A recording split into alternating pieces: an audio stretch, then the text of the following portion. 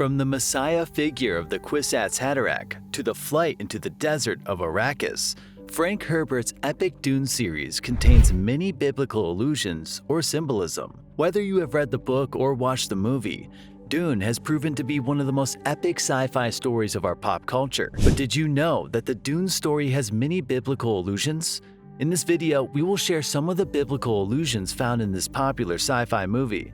So, if you're curious about what biblical allusions are found in Dune's movie, watch this video until the end. Dune, the movie adaptation of Frank Herbert's sci-fi novel, was a huge success, being the 9th highest grossing movie of 2021. Part 2 of the story was released in early March 2024.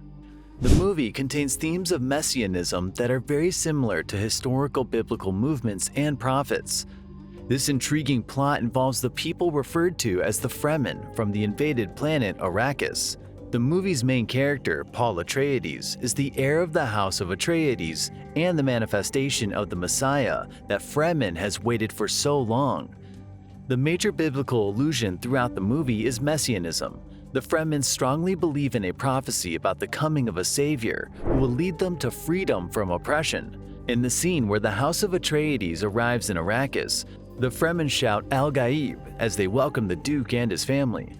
Paul's mother explained to Paul that it meant voice from the outer world, which is the Fremen's name for the Messiah. Just like the Fremen, the Jews and Israelites believed in prophecies about the coming of Jesus, the Messiah, and they expected the coming of their Savior, the one who would free them from oppression. The word Messiah is of Hebrew origin and means the Anointed One.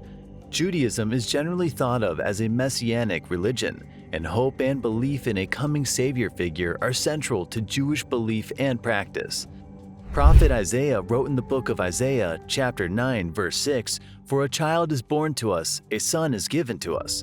The government will rest on his shoulders, and he will be called Wonderful Counselor, Mighty God, Everlasting Father, Prince of Peace.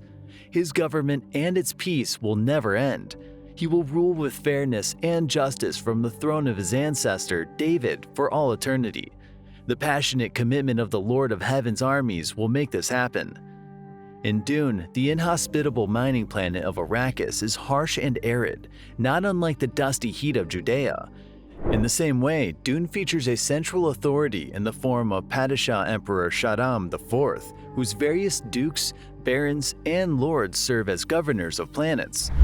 Baron Vladimir Harkonnen is tasked with overseeing Arrakis, like Herod and Pilate, who were in Judea by the distant Roman emperor. The planet's native population, the Fremen, is downtrodden, abused, and treated like slaves. The planet is drained of resources and exploited, just as Herod did during his reign. The Harkonnen rulers tortured, whipped, and murdered their slaves, and were every bit as brutal and sadistic as Herod. Herod killed 3 of his own sons, drowned his brother-in-law, and ordered the murder of all children under age 2 in the city of Jerusalem on the basis of a prophecy, as found in the book of Matthew, chapter 2, verse 16. Herod was furious when he realized that the wise men had outwitted him. He sent soldiers to kill all the boys in and around Bethlehem who were 2 years old and under. The Jews and the Fremen were similarly oppressed and angry. Second, both heavily depend on prophecies. Judaism, especially the parts of the Hebrew Bible that were penned while the Jews were in exile in Babylon, Jeremiah, Ezekiel, Daniel, and Esther, is full of prophecies about a coming Messiah. For example, Daniel chapter 9 verse 26 says, "The Anointed One will destroy the city and the sanctuary. The end will come like a flood. War will continue until the end, and desolations have been decreed." Isaiah chapter 61 refers to the one who will come to bind up the brokenhearted, to proclaim freedom for the captives, and release from darkness for the prisoners. In Dune, the Fremen believed in prophecies that Paul fulfills. For example, prophecy holds that the Messiah will know the Fremen ways, as if born to them. Paul is tasked with venturing into the desert to subdue a great sandworm, as Jesus did with Satan, the serpent. The book of Matthew chapter 1 verse 21 says, "And she will have a son, and you are to name him Jesus, for he will save his people from their sins." Just like Paul, who had come to save the Fremen from the hands of the oppression of the House of Harkonnen, Jesus came to save humanity from sin and death.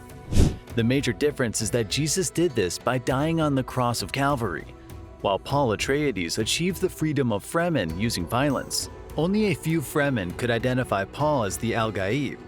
When Dr. Liat Kynes met Paul and discovered he wore the still suit designed by Fremen perfectly for the first time, she recited one of the prophecies in Fremen's language, which said, "He shall know your way as though born to them."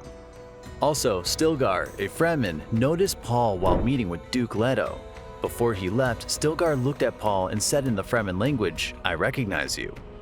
Towards the end of the movie, Stilgar tells other Fremen who were with him when they met Paul and his mother that he is the Al-Gaib, but they don't believe Stilgar and cannot receive the revelation that Paul is, in fact, the Al-Gaib. This was the same for Jesus, who wasn't believed by many that he was the Savior long prophesied about. Even John the Baptist sent a message of doubt to Jesus in the book of Matthew chapter 11 verse 3, where he says, "Are you the Messiah we've been expecting, or should we keep looking for someone else?" The biblical influence on our culture goes so deep that it even shows in blockbuster movies like Dune. Continue watching to learn more biblical allusions found in this movie.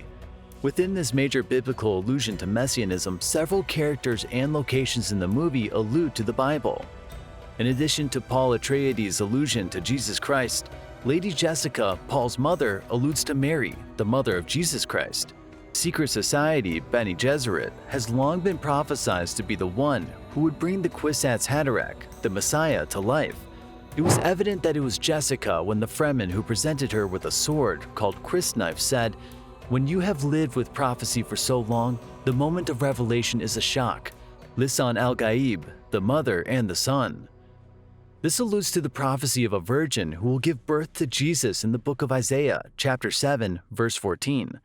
The virgin will conceive a child. She will give birth to a son and will call him Emmanuel, which means God is with us.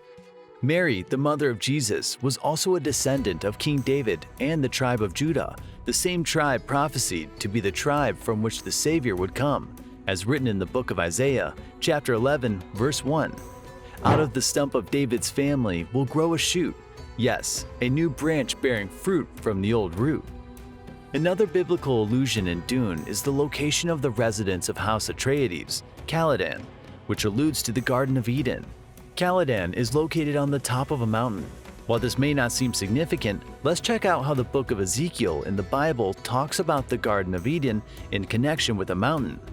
The book of Ezekiel chapter 28, verses 13 and 14 says, "You were in Eden, the garden of God.